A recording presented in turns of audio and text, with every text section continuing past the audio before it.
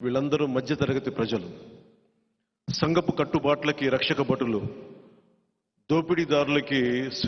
దోపిడీదారుల స్వేచ్ఛా వర్తనకి నైతిక భాష్యం చెప్పే భాష్యకారులు. చిన్నమ్మ వీళ్ళందరూ సగం సగం మనుష్యులు.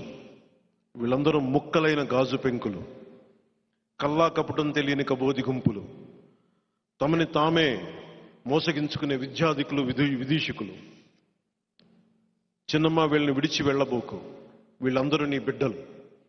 వాచకాల్లో నీతుల్ని వల్లిస్తూ, దరిద్రంలో హరిద్రా శోభల్ని వాళ్ళు గుర్తిస్తూ, ఓపిక లేని భార్యలకి సహనాన్ని బోధిస్తూ, ధైర్యం లేని తమ స్వభావాన్ని ధర్మమని పిలుస్తూ, బరువుగా బెదురుగా బతుకుతున్న వీళ్ళ మధ్య డైనమైట్లు పేలాలి, డైనమోలు తిరగాలి, కాళరాత్రి వేళ కంకాళాల చెప్పిన రహస్యం తెలియాలి, దారి పక్కన నిలిచిన 3 చెట్ల బాధని అనువదించాలి, పచ్చికలో దాక్కున్న పాముల్ని, విషపాముల్ని బుట్టలోకి పట్టాలి, రేపటి ఉదయానికి ఈవేళ వెలుగుల్ని సమకూర్చుకోవాలి.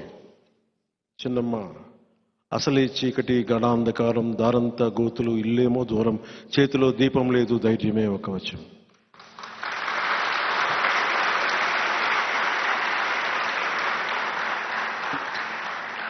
ఈ పదాలు ఈ కవిత నేను చదువుతున్నప్పుడు ఒక సగటు మధ్యతరగతి కుటుంబాలకు చెందిన వ్యక్తిగా, ఒక ఉద్యోగి కొడుకుగా, ఒక సూపర్ స్టార్ తమ్ముడిగా కంటే కూడా నేను ఒక ఉద్యోగి కొడుకుగానే పెరిగాను. నేను నా బాధ, నా వ్యధ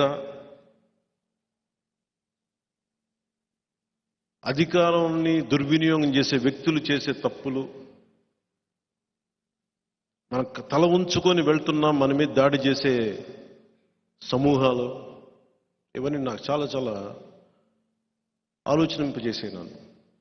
నేను ఏదైనా చేద్దాం అనుకునే తపంతో గోపీచంద్ గారిది అసమర్థుని జీవయాత్ర అని ఉంటుంది.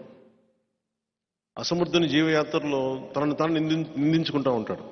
ఈ రెండు ఒకే సమయంలో పక్కపక్కన చదివాను.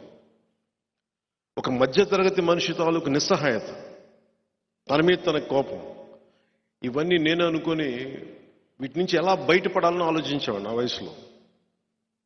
తప్పించుకోవడానికి యోగ మార్గానికి వెళ్ళాను, తిరుపతిలోకి వెళ్ళి యోగా చేశాను.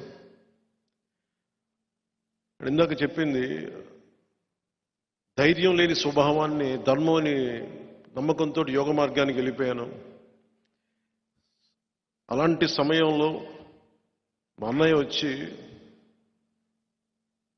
నువ్వు నిజంగానే యోగ మార్గంలోకి వెళ్తున్నావా, లేదంటే నువ్వు ఏదైనా బాధ్యతలు తప్పించుకొని తిరుగుతున్నావా అంటే, ఆయన తప్పని చెప్పడానికి నేను ఒక వృత్తిని ఎంచుకున్నాను, యాక్టింగ్ అనే వృత్తిని. కష్టపడ్డాను, నిలబడ్డాను, మీ అందరి అభిమానాన్ని సంపాదించాను. నిజంగా నాకు ఒక సగటు మధ్యతరగతి మనిషికి ఏం ఆశలు ఉంటాయి. మా నాన్న అసిస్టెంట్, ఒక పోలీసు కానిస్టేబుల్గా ప్రారంభమై అసిస్టెంట్ ఎక్సైజ్ సూపరింటెండెంట్గా రిటైర్డ్ అయ్యారు. ఆయన ప్రొహిబిషన్ సమయంలో పోలీసులు ఆయన్ని ఎక్సైజ్ డిపార్ట్మెంట్ అబ్కారీ శాఖకి పంపిస్తాయి. మా నాన్నగారి కోరిక ఏంటంటే, నువ్వు కొంచెం డిగ్రీ చదివి నువ్వు ఎస్ఐగా కనుక నువ్వు ఉద్యోగం సంపాదించుకుంటే నువ్వు ఏదో కొంచెం సూపరింటెండెంట్ స్థాయిలో రిటైర్డ్ అవుతారని చెప్పాడు మా నాన్న. నా కోరిక అదే, మహా అయితే ఒక ఎస్ఐ ఉద్యోగం రాసి డిగ్రీ పూర్తి చేసి ఎస్ఐ ఉద్యోగానికి అప్లై చేద్దామని నా కోరిక. కానీ డిగ్రీ పూర్తి చేయలేము, అదొకటే, దానివల్ల అయిపోయాను, ఎస్ఐగా చేయలేకపోయాను. మా నాన్నగారి కోరిక నెరవేర్చలేకపోయాను. సో అలాంటి మధ్యతరగతి వ్యక్తిని నేను. ఎప్పుడు చిరంజీవి గారి పక్కన కూర్చొని ఆయనతో పాటు తిరుగుతూ ఉంటే, నీకు ఏం అవ్వాలందంటే, నాకు మ్యాక్సిమం నీ బాడీ గార్డ్ అవ్వాలందో, అంతకుమించి నాకు వేరే కోరికలు లేవు. అంటే నాకు నిజంగా పెద్ద కోరికలు లేవు. నాకు ఏదో నేను అద్భుతంగా సాధించేయాలి, ఏం కోరికలు లేవు నాకు. ఏదో అలా బతికేస్తూ ఉండేవాడిని. నాకున్నదల్లా ఒక కోపం ఉండేది. ఒక సగటు మనిషి మీద, హక్కుల మీద కొడితే మటుకు వచ్చే కోపం నాకు. ప్రతి మధ్యతరగతి మనిషికి ఉండే కోపం. ఆ కోపమే నన్ను ఇక్కడ దాకా తీసుకొచ్చింది. చాలా దీర్ఘ క్రోధి అంటాను చూసా, అది మంచిగానే నేను చెప్తున్నాను. అంటే ఒక కోపాన్ని దాచుకుంటే జలసాలో ఒక డైలాగ్ ఉంది, ఒక్కడికి వస్తే కోపం, అది సమూహానికి వస్తే విప్లవం అవుతాయి.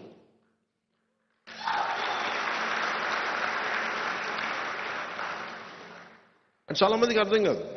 ఈ రోజున మనం మాట్లాడుతూ ఉంటే ఎందుకు మీతోనే మాట్లాడాలి, ఎందుకు ప్రత్యేకించి సోషల్ మీడియాలో ప్రభావితం చేసే శక్తియుక్తులున్న మీరు శతజ్ఞి అనగానే అందరూ ఏమనుకుంటారంటే కూర్చోబెట్టి ఒక 10 మంది నా ఎంప్లాయీస్ అనుకుంటున్నారు. శతజ్ఞి అంటే జన సైనికులు, ప్రతి ఒక్కడు, ప్రతి వీర మహిళ, అన్యాయం కోసం తిరగబడ్డ ప్రతి ఒక్కడు శతజ్ఞిలా పేలుతాడు. వైసీపీ వాళ్ళు వచ్చి 5 మంది ఉంటున్న 10 మంది ఉంటున్న అపార్ట్మెంట్లో దాడి చేస్తే నువ్వు ప్రతి ఊరు ప్రతి వాడవాడ నువ్వు వెళ్ళాలి. శతజ్ఞి అనేది ఒక అపార్ట్మెంట్లో ఉండే శతజ్ఞి కాదు అది.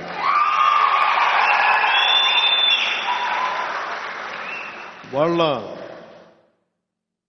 మనస్తత్వానికి మనం ఏం సమాధానం చెప్తాం? ఇది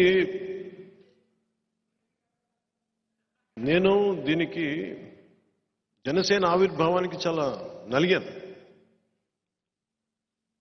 పార్టీ పెట్టాలా లేదా అంటే దానికి ముందు మీకు అంటే నేను పంచుకోవాల్సింది, కామన్ మెన్ ప్రొటెక్షన్ ఫోర్స్ అని ఒక సంస్థ పెట్టాను. That is the origin point of Janasena.